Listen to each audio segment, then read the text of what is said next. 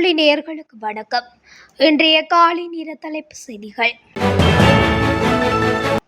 சில உணவு வகைகளின் விலை குறைக்கப்பட்டுள்ளதாக அகில இலங்கை உணவகம் மற்றும் மதுபான சாலை உரிமையாளர்கள் சங்கத்தின் தலைவர் ஹர்ஷன ருக்ஷான் தெரிவித்துள்ளார்.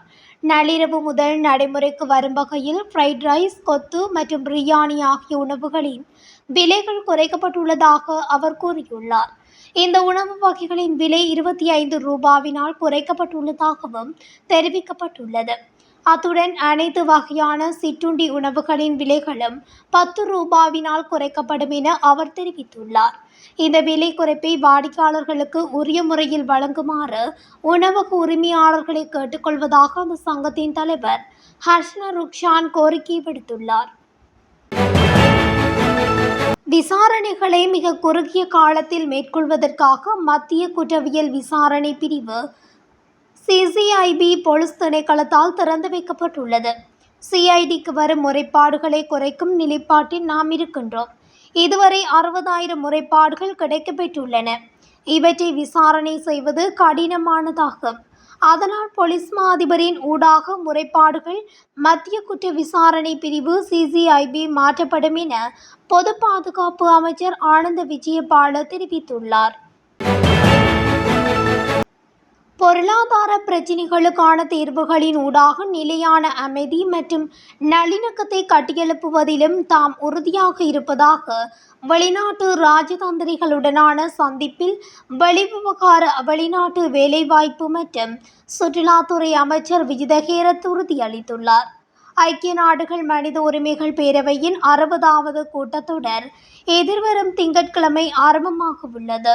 இந்த நிலையில் கொழும்பில் அமைந்துள்ள வெளிவிவகார அமைச்சில் சர்வதேச நாடுகளின் ராஜதந்திரிகளை சந்தித்த அமைச்சர் விஜித ஹேரத் மனித உரிமைகள் சார் விடயங்களில் அரசாங்கத்தினால் முன்னெடுக்கப்பட்டுள்ள சமகால நகர்வுகள் குறித்தும் அவற்றில் அடையப்பட்டுள்ள முன்னேற்றங்கள் குறித்தும் விளக்கமளித்துள்ளார்.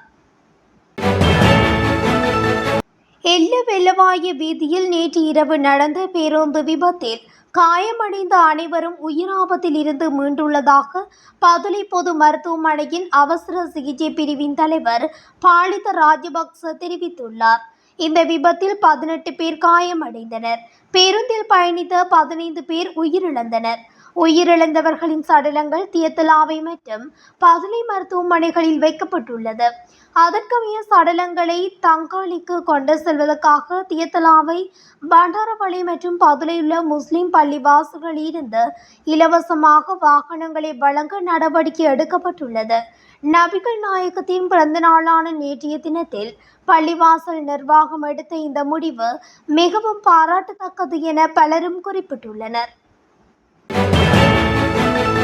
வவுனியாவில் சப்பர திருவிழாவுக்கு பட்டாசுடன் வந்த வாகனம் தீயில் எரிந்து நாசமாகியுள்ளதாக வவுனியா போலீசார் தெரிவித்தனர். வவுனியா வெளிக்குளம் பிள்ளையார் ஆலயத்தின் சப்பர திருவிழா நேற்று இரவு இடம்பெற்றிருந்த நிலையில் சப்பர திருவிழாவின் போது வெடிகொளுத்துவதற்காக 2 கொண்டுவரப்பட்ட பட்டாசுகளை இறக்கிக் கொண்டிருந்த பட்டாரக வாகனம் திடீரென தீப்பிடித்து எரிந்துள்ளது. இதன்போது வாகனத்தில் இருந்த பட்டாசுகளும் வெடித்துள்ளன. சம்பவ தொடர்பில் வவுனியா மாநகர சபை தீயணைப்பு பிரிவினருக்கு அறிவித்ததை அடுத்து தீயணைப்பு பிரிவினரும் ஆலயத்தில் நின்ற மக்களும் இணைந்து தீயினை கட்டுக்குள் கொண்டு வந்தனர். பாதாள உலக தலைவர் கெகல்பத்ர பத்மேவுடன் 3 முன்னாள் அமைச்சர்கள் தொடர்புகளை பேணி வந்ததாக தகவல்கள் வெளியாகியுள்ளன. இந்தோனேசியாவில் கைது செய்யப்பட்டு இலங்கைக்கு அழைத்து வரப்பட்ட பத்மேவிடம் மேற்கொள்ளப்பட்ட விசாரணைகளிலேயே இந்த விடயம் தெரிய வந்துள்ளது. இதுவரை கெகல்பத்ர பத்மேவுடன் நெருங்கிய தொடர்பு கொண்டிருந்த சுமார் 30 பேர் தங்கள் வசிப்பிடங்களை விட்டு வெளியேறி தப்பிச் சென்றுள்ளதாக போலீஸ் வட்டாரங்கள் உறுதிப்படுத்தியுள்ளன. இதேவேளை பத்மேவுக்கு சொந்தமான நுவரெலியாவில் ஐஸ் போதைப்பொருள் தயாரிக்கும் இடத்தையும் போலீசார் கண்டுபிடித்துள்ளனர். ஹட்டன் மற்றும் ரொசெல்லர் ரயில் நிலையங்களுக்கு இடையிலான 105 அரை மைல்கள் அருகே மலேக ரயில் பாதையை பழுது பார்ப்பதற்காக ரயில் தண்டவாளங்களை ஏற்றிச் சென்ற கிரேன் கொண்ட தண்டவாள ரயில் தடம் புரண்டதால் மலேக ரயில் சேவை பாதிக்கப்பட்டுள்ளதாக நாவலப்பட்டி ரயில் கட்டுப்பாட்டு அறை தெரிவித்துள்ளது. உளப்பனையிலிருந்து கொட்டகலைக்கு ரயில் தண்டவாளங்கள் ஏற்றிச் செல்லும் தண்டவாள ரயில் இயந்திரமே இவ்வாறு தடம் புரண்டுள்ளது. தண்டவாள ரயில் குழுவினர் குறித்த ரயில் இயந்திரத்தை சீர் செய்யும் பணியை தொடங்கியுள்ளனர். எல்லவெல்லவாய பிரதான வீதியில் நேற்றிரவு இடம்பெற்ற பேருந்து விபத்தில் உயிரிழந்தவர்களுக்காக தலா 10 லட்சம் ரூபாய் வழங்க ஜனாதிபதி நிதியம் தீர்மானித்துள்ளது.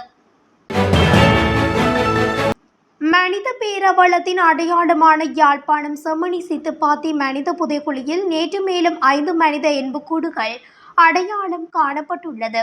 செம்மணி சித்துப்பாத்தி மனித புதைகுழியின் அகழ்வு பணிகள் 44வது நாளாக நேற்று முன்னெடுக்கப்பட்ட போதே குறித்த எண்புக்கூடுகள் வெளிப்பட்டன. இதன் அடிப்படையில் இதுவரை முன்னெடுக்கப்பட்ட 240 மனித எண்புக்கூடுகள் வெளிப்பட்ட நிலையில் இதன்போது கால் மடித்து அடக்கம் செய்யப்பட்ட நிலையில் எண்புக்கூடு தொகுதியொன்று வெளிப்பட்டதாகவும் கூறப்படுகிறது. அரிசி மாஃபியாவை ஒடுக்க மேற்கொள்ளப்பட்ட சோதனைகள் மூலம் அரசுக்கு 95 மில்லியன் ரூபாய் வருவாய் கிடைத்துள்ளதாக நுகர்வோர் விவகார அதிகார சபை தெரிவித்துள்ளது. கம்பஹா மற்றும் கொழும்பு மாவட்டங்களை அடிப்படையாக கொண்டு இந்த சோதனைகள் மேற்கொள்ளப்பட்டதாக தெரிவிக்கப்படுகின்றது.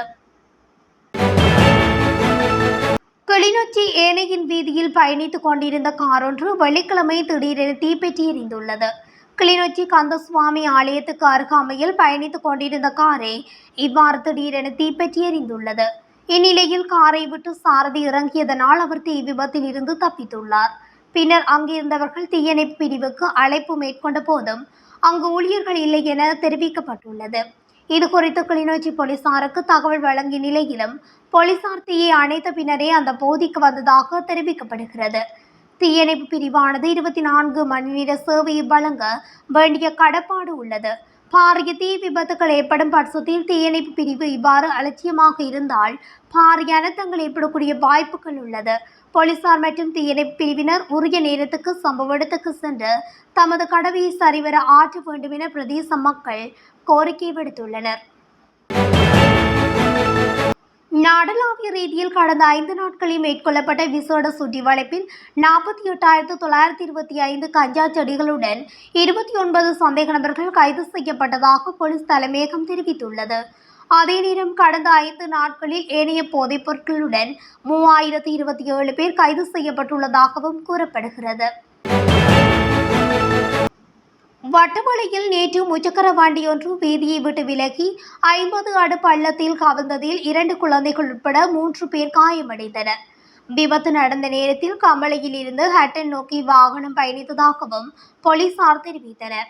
ஒரு தந்தை, தாய் மற்றும் 4 மற்றும் 2 வயதுடைய அவர்களது 2 குழந்தைகள் அதில் இருந்தனர். தாயும் குழந்தைகளும் காயமடைந்து வட்டவளை பிரதேச மருத்துவமனையில் அனுமதிக்கப்பட்டனர். யாழ்ப்பாணம் மறைமாவட்ட பேராயர் ஜஸ்டின் பெர்னாட் ஞானப்பிரகாசம் கச்சதீவு தீவை சுற்றுலா தலமாக மாற்றும் அரசாங்க திட்டத்திற்கு எதிர்ப்பு தெரிவித்துள்ளார்.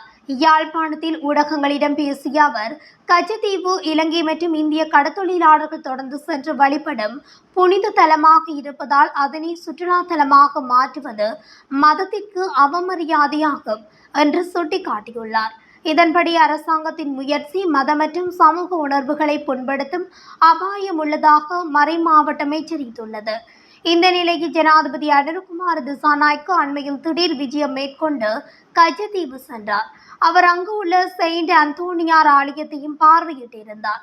குறித்த விஜயமானது எந்த முன்னறிவிப்புமின்றி நடைபெற்றதுடன் ஜனாதிபதி நாட்டின் தீவுகள், கடற்கரை மற்றும் எல்லைப்பகுதிகளை பாதுகாப்பது அரசின் கடமை என அதன்போது வலியுறுத்தியிருந்தார்.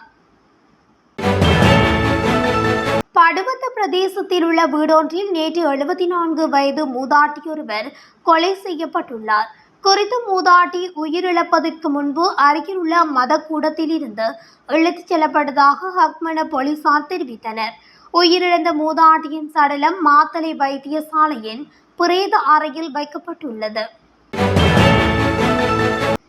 இத்துடன் தமிழொலியின் இன்றைய காலை நேர தலைப்பு செய்திகள் நிறைவடைகின்றன. தொடர்ச்சியாக செய்திகளை அறிந்து கொள்ள தமிழொலி ஊடகத்துடன் இணைந்திருங்கள். நன்றி, வணக்கம்.